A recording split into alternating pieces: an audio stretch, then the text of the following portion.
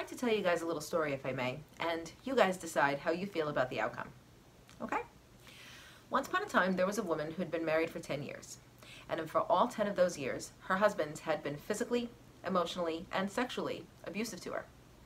One night, she finally got up the courage to end the abuse. She killed her husband. She was arrested. She stood trial in front of a jury of her peers. And at the end of the trial, she was acquitted of the murder charges. She was set free. Now, how do you feel? Are you thinking A, that's terrible, the woman committed murder and should be going to prison? B, I'm glad about the verdict because that guy deserved to die anyway for being abusive. Or C, I understand where the jury was sympathetic, but I'm not exactly happy about the outcome because after all, she did kill someone. Now, if your answer was either A or B, you might suffer from what some people have called black and white thinking. I'm Linda. This is Linda's World. This is Self-Care Sundays, and tonight I'm here to tell you the dangers of black and white or all or nothing thinking. I have plenty to say about this topic, and my thoughts begin right now.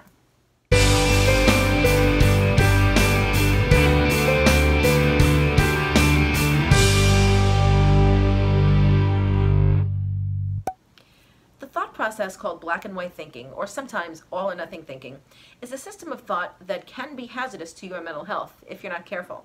And that's why I've chosen to talk about it tonight during Self-Care Sundays. You might be saying, but Linda, this has nothing to do with self-care. And as I have often said on this channel, self-care is not just practicing yoga, meditating, and drinking a glass of wine. Self-care starts from the inside, in here and in here. And what better place and time to bring up black or white thinking and its dangers than Self-Care Sundays? Now, before we do, I would like to say two things. Thing number one, if you are just finding this video by chance and you're not yet a member of Linda's World, I suggest you go ahead and hit the subscribe button down below. And don't forget the notification bell while you're there, so you don't miss out on future videos when I post them. The next thing I'd like to say is that I am in no way, shape, or form a mental health professional, and I do not pretend to be one.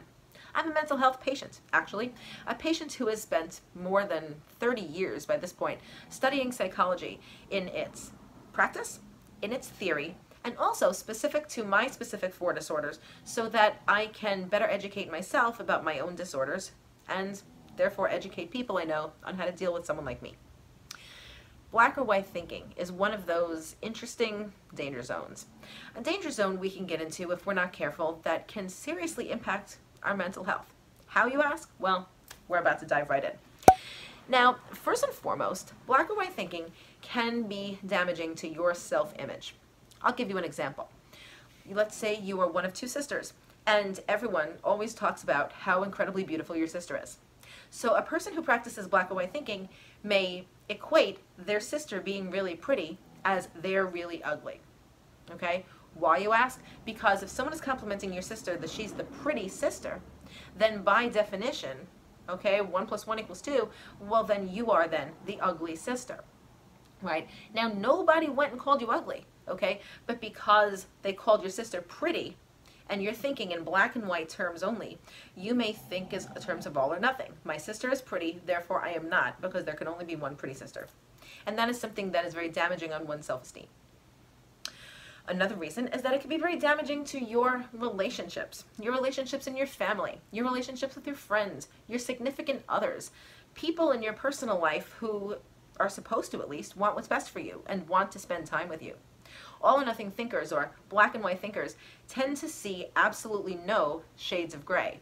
And so therefore, when you sit with a person who is your friend or your family member who has a different idea than you about something, or different taste than you, or a different political stance than you, and you're sitting there thinking that it has to be all or nothing, then you are not open to political discourse. You're not open to an exchange of ideas about the films or music or television shows that you guys want to watch and engage in together. You are less open to ideas about how to spend your free time. All or nothing people may suggest to their brother that they go out bowling for the evening. When the brother says, no thank you, I don't feel like going bowling, that person with black or white thinking may start getting down on themselves, thinking my brother doesn't care about me or my needs and he never takes my suggestions seriously. That is not true. It's kind of like catastrophizing in a way. Your brother didn't say that you suck. Your brother said that he didn't feel like going bowling, okay? But a black and white thinker equates that with, well then, if my idea is bad, then I'm bad. because there's no shade of gray, remember. Black, white. My idea is bad, I'm bad. Okay?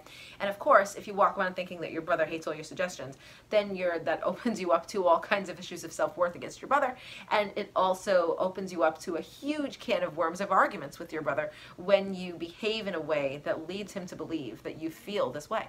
Okay? Because a lot of times people think that their thoughts and the way that they feel about other human beings are secrets. You know, this guy doesn't know I don't like him.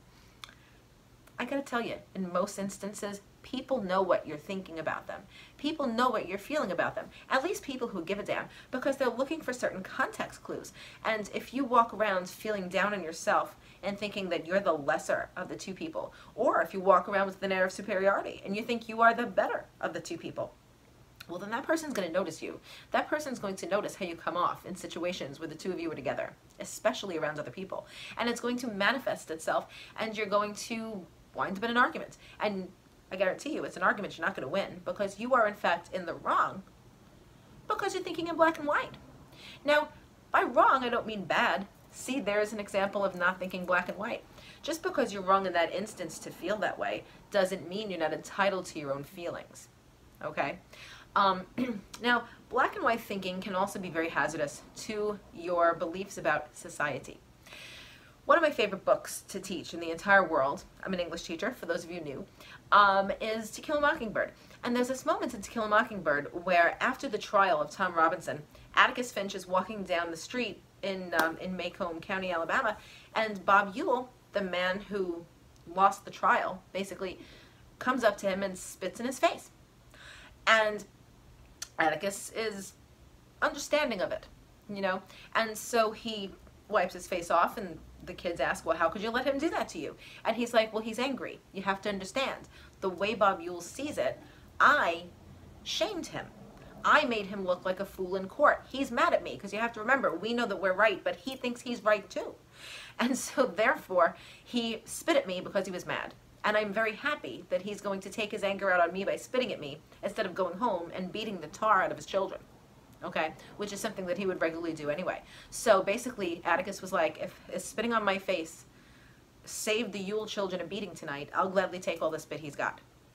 That is shades of gray thinking. That is not black or white thinking. It's basically a series of thoughts that show that you understand the nuances of things.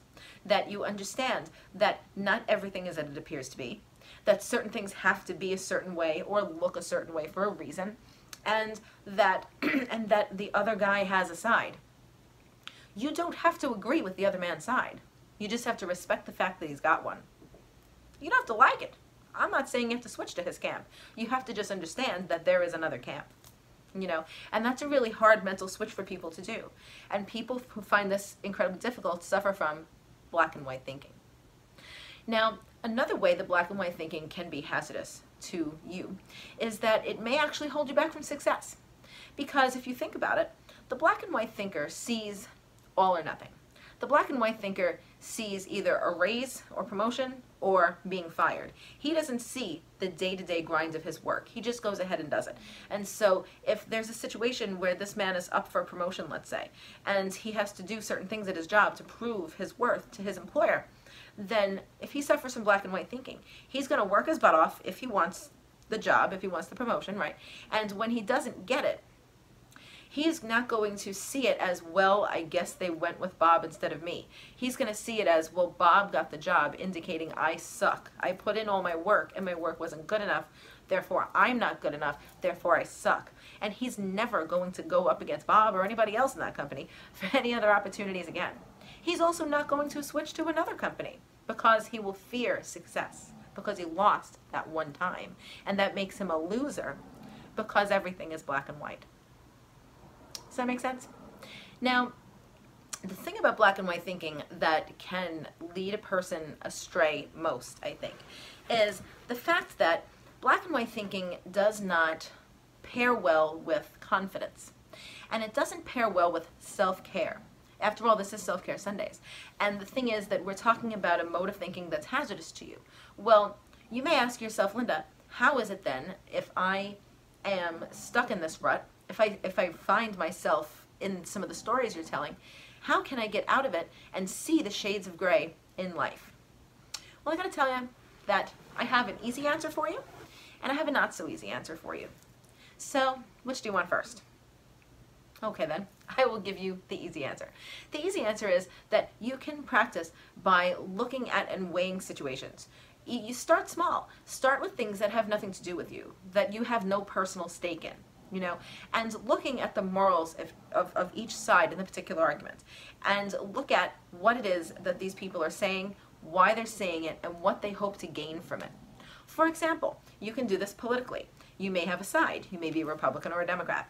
And so you may take a look at what's going on in our current politics and how Donald Trump is handling his job as the president, how the candidate for the Democratic Party, Joe Biden, is handling his run for president. And you may want to take a look at the ins and outs of these men and see which camp you agree with, not like which president, like who would you vote for, but who do you think is doing the job most of what they want. Like, how is Donald Trump showing the public that he's the guy for them? How is Joe Biden showing the American public that he's the guy for them? Is Donald Trump showing that he believes in a certain specific thing that you yourself believe in, and that you want to give him your vote because you want him in the office? Do you believe that Joe Biden is a person who is remaining true to his word, and it's a word that you agree with, and you would like him to become the president? Or are you dissatisfied with both of the candidates and you're upset that certain people have dropped out of the race, right? Now, this will be an interesting practice in your own head if you just weigh your political side, okay? It will give you some practice in how not to think in terms of black and white, okay? Now I'm going to give you the tough answer. I promised I'd give you the tough answer, and here it is. It's almost out of your hands. There are certain practices, like what I described with the presidential election, that you can do, but it's, for the most part, it's a question of maturity. There's something that happens in the brain as we age. Now listen, some people never get there. I've met 60-year-olds who are less mature than some 11-year-olds that I know. But the thing is, for the most part, people mature at a certain rate, and the brain matures in different levels and different parts over the years. The little man who tells you to stay out of danger isn't present when you're 2. That's why your mom has to pull your hand off of something hot all the time. Okay? The little man that tells you that spending your money recklessly when you are is a bad thing is not there when you're 20, but he's there when you're 40 because the bills are real, you know? And so, like, those things evolve over time. Our brains evolve over time. Well, the little man that tells you that no issue is purely black or white, that no human, with the possible exception of some people I know, are all good or all evil, then you will just have to wait for that little man to develop in your brain as well. I have to be totally honest, it's not an easy thing to do. Even now, I'm thinking of certain issues, and I have my struggles with this as well, and I like to consider myself a pretty mature person. I mean, geez, I'm middle-aged, I should be by now. But I'm not talking about being old, I'm talking about being practiced in the art of thinking and genuinely thinking about the ins and outs of a situation, not just how my gut reaction is, and not just how there's only one little side, my side. Okay, remember I said it's all about agreeing that the other guy has a side, not liking his side, knowing that it's there. That is a hard leap to make. And if you're not emotionally or psychologically mature enough to accept that yet, and you find yourself lapsing into black and white thinking, then that's totally okay. You know, it's something that will grow, especially if you're watching this video and you're aware of the fact that it's even happening to you. Because of course then you will want to practice, like I said, thinking in terms of the shades of gray. I know that every time I say that, there's a 50 Shades of Grey joke somewhere in there. So I'm just going to quit while I'm ahead. And I'm going to say thank you so much to everyone who has watched my Stuck With You unboxing the hoodie video, because yikes, there have been a lot of you. And I will see you guys later in the week with my Ariana Grande collection video at long last, because it's like the most requested video ever. Like, people are oddly interested in it, so I'd be more than happy to show you. I'm proud of every piece of merch I have. So I'm going to go now, and I am going to, well, what am I going to do tonight? I think I'm going to eat. Yeah, I think that's what I'm going to do. But you don't need to know that. And so I will see you guys later in the week. And remember, black and white thinking will only lead you down a painful road. Okay? Once you open your eyes wide enough to see the many terrific shades of gray that exist in humanity, the better off as a member of humanity you'll be. Happy Self-Care Sundays. I'll see you later in the week.